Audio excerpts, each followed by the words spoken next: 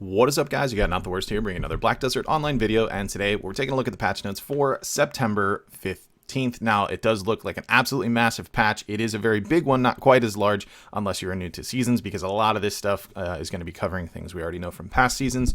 So we're definitely going to touch base on the new things with this new season plus that are going on, at least that we know about now, but we don't need to dive into the finalities of all the ones that we've seen prior. If you didn't convert your season character, it's been converted. That's been moved over, same as before. Your gear and everything has also been rolled over, and the brand new season plus has now started, so that is in effect. We know the Tuvala stuff and how that works. Our time-filled Blackstones are remaining unchanged from here, and how they exchange remains the same. This season, we have the Rift's Roots that can be swapped out. You can stack up some item collection increase scrolls if you want for 30 of those. You can get some fail stacks.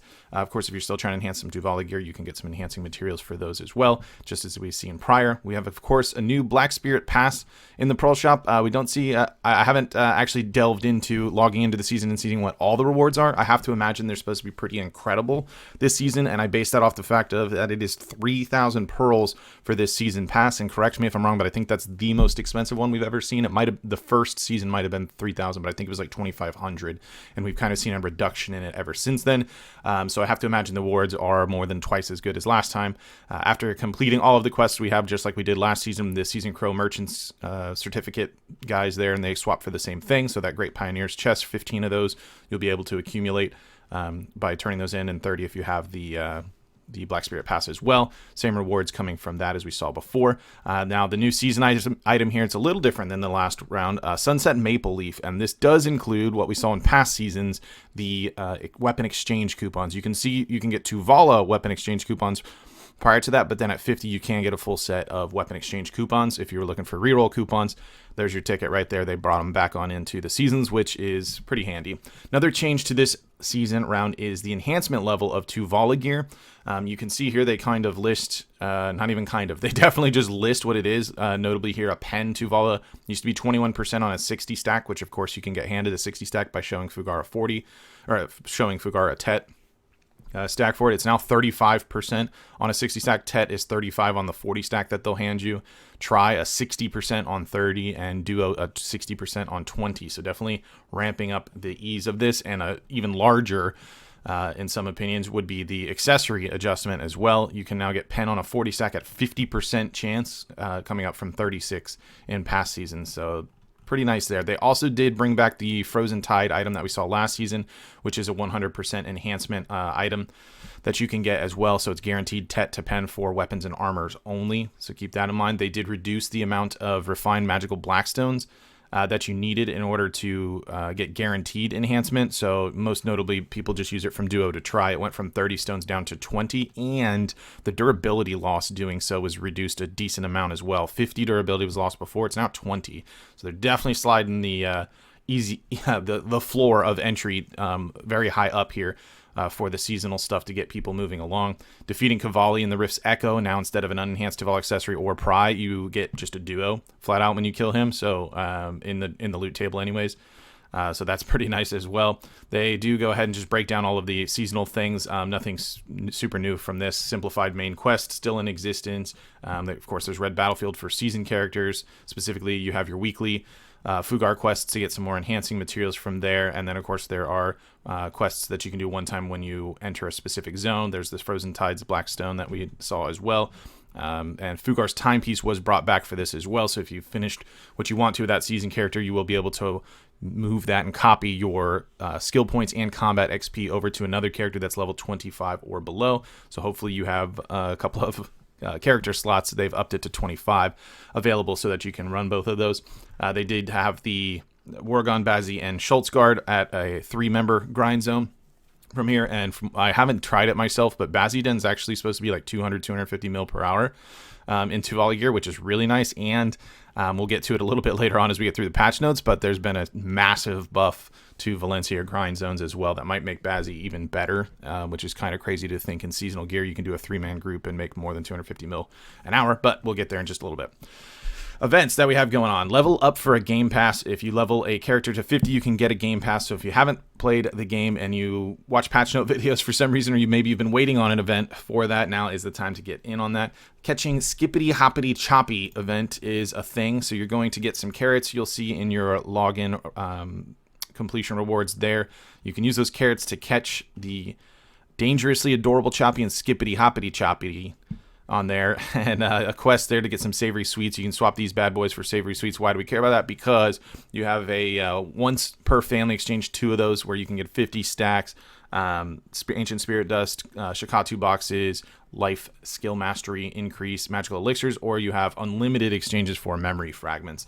So hopefully that's going to bring the memory fragment price down a bit, because they've been up and up as of late. We have Islin's Lost Gift Box event. This is a gathering, fishing, and grinding event. What's going to happen here is when you're killing mobs, you're going to get this little gift box here. It vendors for 100k, but you're not going to want to vendor it for 100k, because what you do is stack those bad boys up, make a trip over to Velia, and then you just exchange to this homie in Velia here, and you have a chance to get any of these items. I did grind an hour before making this video over at Old Bloody Monastery, and I got 6 of these, and I think I got all elixirs. I got Calx elixirs, elixir DPC, and then 2 memory fragments out of that. So yeah, but having an odds at these is definitely something for sure. So nice little bonus to grinding if you're already doing that.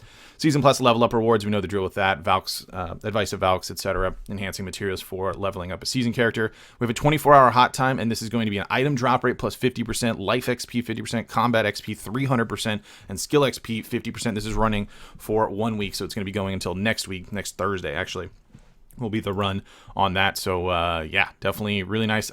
Just coming off the back end of a drop rate event, this is pretty sweet. And we also have the treasures event back in the game, where you can get the treasure items like the infinite potions, compass pieces, map pieces in alternate zones. So that one is back as well, along with this drop rate. So you got quite a few things going on for you if you're trying to hunt for treasure pieces at the moment. Autumn Special login rewards. We've got some daily logins, and this goes up to an Advice of Vouch 100 stack you've got coming in for logging in for 2 weeks during that time period. Of course, the season pass we already talked about there. Journey for treasure, as I mentioned, you have alternate grind zones for different pieces. For instance, Kadri for the Blood Wolf's potion piece. You can get a map piece at Bazzi. You can get Mansham's MP piece at Faddis, etc. there. So some alternate options for grind zones if you're tired of where you've been at. 100 loyalty shop events started each day. They're going to have a different loyalty item for 100 loyalty in the shop, so make sure you check that out each day. There are some really nice Advice of Valk 60s and 70s coming up in there, some artisan memories and whatnot. Characters, we didn't really have anything here. A couple issue fixes with Nova, nothing to speak of. Items, this is a big one this time around. We saw this on the Global Labs, and it was discussed in some of the nighttime discussions with PA, but we have the revamp of the infinite MP and HP potions. So first of all, the MP potion is now 375 on a 5-second cooldown, so keep that in mind. The instant MP potion has been adjusted accordingly as well, so a little bit of a just flat buff there. Now we also have what is being called the pity system. So these places can now drop these items here that you can see. So Blood Wolf, for instance, drops Blood Wolf's Oath. You can get 100 of these items and then swap it for the rare drop piece that you would need, the Cagtum, Ashmoon, half Cagtunak, whatever it's called. You can swap out these pieces with 100 of them by talking to an NPC. They give you an additional item, and then it transforms into the regular item. So this is the pity system that's instituted. Of course, we don't see the probability of dropping these, just that it's mentioned that they drop at a certain rate. So obviously it'll take some time for us to actually understand your average of what getting 100 of those pieces looks like. And we have a drop rate event going on, so it'll be a little while till we have realistic numbers without events also happening. So that's how that component works with it. They also have instituted, you can see here, so what we use the Cagtunak as an example, 100 of these, you talk to an NPC, Marindora, and they'll give you this Crimson Breath, and then you use Simple Alchemy, and it'll turn it into the rare drop item. So you've got a somewhat guaranteed way of getting that over time if you don't happen to land the rare drop. That also applies for MP potions.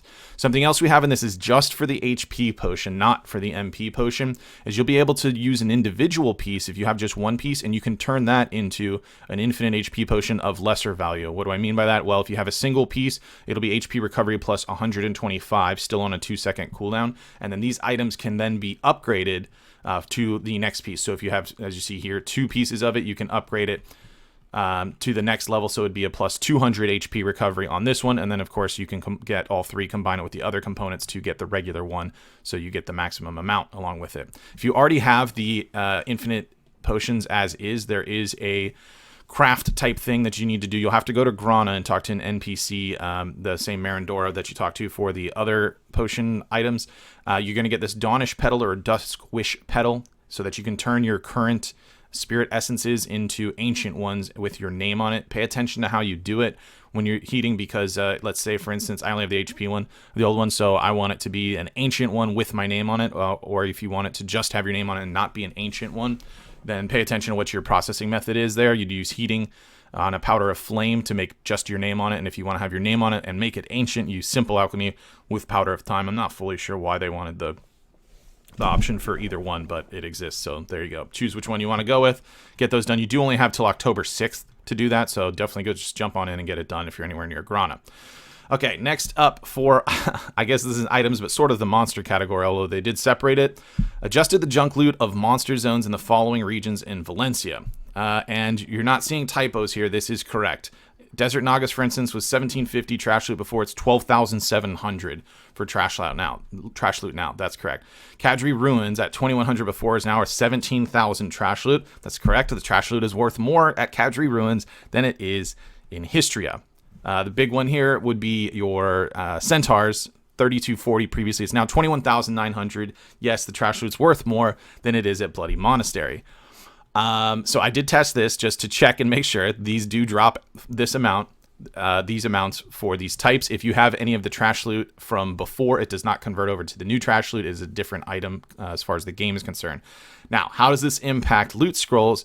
It's kind of a set amount here. If you use a blue loot scroll, you can see that it's X1, so it's going to do nothing. Okay, so blue loot scroll in these zones for trash loot, not going to do anything. It is going to increase, of course, your rare drops. If you use a yellow loot scroll, if you decide to, it'll be ×2. So each of these monsters is guaranteed to drop one piece. They've set it that way, which is noted in the dev note below. Using a yellow scroll will double it, and Agris Fever will double it as well. And then increase, if you use a regular scroll plus the Agris with it, it'll be ×3. And also, if you use yellow scroll plus the Agris Fever, it's still ×3. So be careful how you use those if you decide to. I'm not a mathematician myself. In fact, I often use a calculator for 1 + 2 in the Pearl Shop events, but I'm sure someone can figure out, is this actually worthwhile? How does these numbers kind of compare? I do have data on trash loot for all of these low-end spots, so, and of course, Garmoth.com has that sort of thing as well. So the fact that blue loot scrolls won't impact the trash loot, but managing scrolls and Agris Fever around it, I'm not entirely sure if this makes some of these spots the best use of Agris Fever. Obviously, it'd be a bit annoying to just burn your Agris Fever off at like Centaurs, for instance, and then go back to Elvia, if that's where you're at. But when I was talking about Bazzi Den, the 3-man being around 250 mil or so, a possibility before, the fact that that was up to 8,300 trash loot obviously will increase what that place makes. So it'd be pretty interesting to see if like a seasonal character 3-man team can start pulling like 300 mil per hour potentially in a grind zone in just season gear. That's kind of nutty to think about. Again, just kind of theory crafting here, because it's not like I calc these things out. Along with it. Adjusted items you could obtain from Calphion and Mendia regions. Essentially, they just kind of reduced all the stuff that can drop there, and then they're dropping weapon boxes for the weapons that do go on it. Their note with this is just, we felt like there was so much stuff dropping in these areas that we wanted to reduce it, because of course when you're grinding in these zones, you're going to be lower level, lower inventory, lower weight, that kind of thing. So it becomes a little bit cumbersome to manage all those things. It's also going to drop Blackstone bundles along with it to help with boosting up a little bit of the items that you need there, and change the obtainable trade items from destroying objects to a gold bar, trade items into just after it's gold bar 1. Big one here, increase the item drop rate of the dead tree essence you can obtain from lumbering dry moss by 20%. If you didn't know, this is what helps make spirit perfume elixirs, and it was, as I understand, that was the bottleneck to making these, and it wasn't worthwhile. Added the dead tree essence to be obtainable at a low chance when fluid collecting loopy trees and moss trees. Adjusted the upper limit of the essence by about 20% of the market, and adjusted the upper limit price of spirit perfume elixir to be higher by 30% on the central market. Obviously, they're just giving an attempt to not completely bottleneck spirit perfume elixir. That one's extremely popular, as not all classes have the ability to keep MP sustain up constantly, so maybe they need it there, or because you're running frenzy drafts and your crystal build doesn't support full crit, so you might use it for that instance if you're not on like an elixir rotation or something along those lines.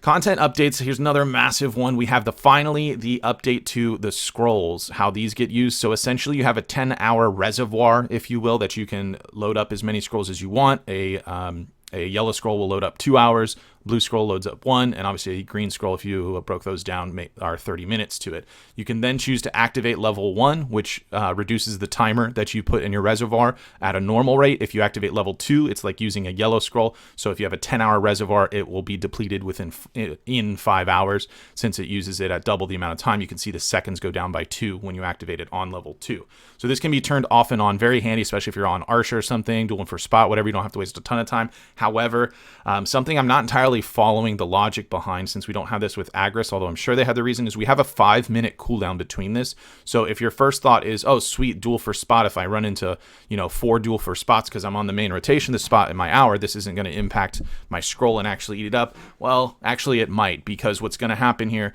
is you'll likely deactivate, or you might not even bother deactivating, since a duel in this game lasts about 4 or 5 seconds, about 3 seconds longer than I last.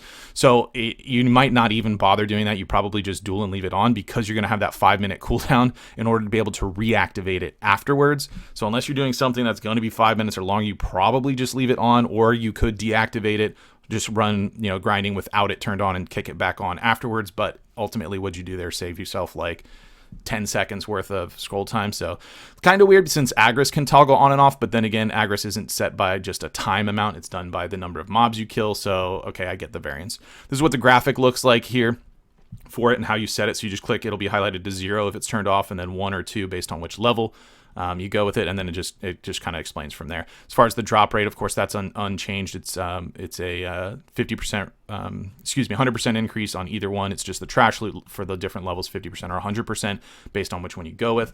Monster changes, there wasn't actually anything worthwhile here, just how some chase you in regular zones from there. Quest updates, there were a decent amount. A lot of this is going to coincide with making things, again, easier, especially in the season realm for it. So the beginner Blackstones were adjusted again for the amount that you're getting of those. Removed them from some of the quests in the simplified reward as well, because if you notice doing that and then you time-pieced your character, all of a sudden you're turning these in and you just got all these Blackstones on a time-pieced character that you didn't need. So that was actually removed as well.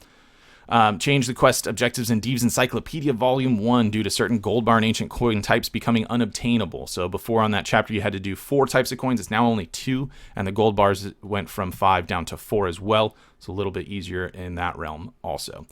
We do have the new pet, Lawrence Fluffy, that was introduced. We saw that coming up from the Global Lab, so that is now available as well. And other than that, we just have UI updates for the music album that were put in, and then of course we have our usual issue fixes and web stuff. So let's take a look at the Pearl Shop for this week. First up, we have a new costume for Kuno, which they actually leaked out yesterday. I wouldn't call it a leak. They just showed us a preview, which was kind of nice. I like this. I like that headpiece thing too. It's kind of cool. Anyways, nice costume there. It's, of course, 3,400 pearls. And as usual, we have a package along with it for 5,100.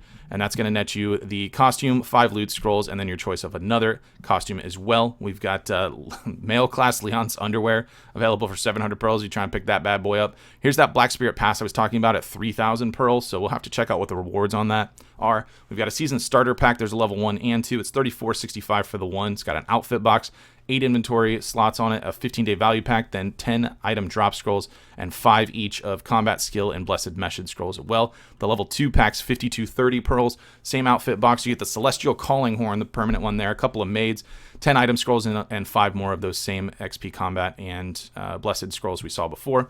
Backpack bundle for 50 slots, it's 32.55 pearls. We got Hercules all in one pack for 20.65. You get the 50, 100, 150 weight limits and a bonus of 30 Fintos fresh juice, which is the weight strength one. The level 2 packs 48.30. You get the 200, 250, and 300 with 40 Fintos juice.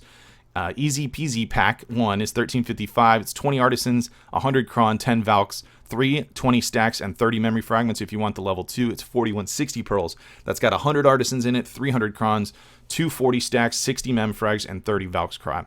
The season enhancement pack's only 616 pearls. For this one, it's got 5 artisans, 5 Valkscry, 50 Cronstone, and 220 stacks. And the character slot expansion coupon, as usual, is off 50% off right now, so you can get it for 300 pearls instead of 600. Save you a little bit of money if you're trying to get some season stuff done. If you just want that Celestial Horse by itself, you don't have to buy buy the package, it's 20% off at 1,800 pearls. And then we see our sales by categories this week. Inventory 20%, weight 20%, storage 30%, underwear 40%. Hell yeah.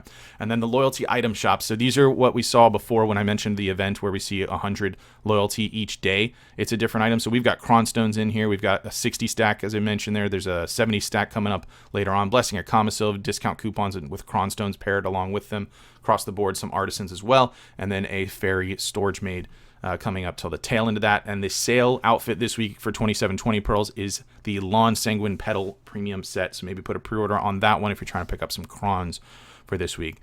That is it for the patch notes and pearl shop for this week. Let me know what you guys think about all the new stuff, season stuff, all these quest changes. I'm really interested to see how this trash loot stuff is implemented. Maybe I'll do some silver breakdown videos, some shorter 10-hour ones or something to try and get some ideas of what we're looking at for money per hour there. But let me know what you guys think in the comments down below. If you did enjoy the video, be sure to like it. If you're new to the channel, be sure to subscribe so you get notifications when new videos do go live. And if you'd like to catch me playing live, there's a link to my Twitch page in the description down below. You can jump on over there, drop a follow so you get notifications for that as well. Just as a caveat, I usually stream Friday, Saturdays, and Sundays, and then try to stream in between work stuff during the week, but not guaranteed. This week, however, I will not be streaming Friday, Saturday, Sunday. I am going out of town. I'm going to be staying in a little cabin in upstate New York for about 5 days, having some fun there. So if you're looking to catch me this weekend, you won't. But when I get back on Tuesday, I'll do a stream then to kind of catch up on things. And then, of course, follow up with the weekend streams from there. With that said, that's going to be it for this one. I want to thank everybody for watching, and I will see you next time.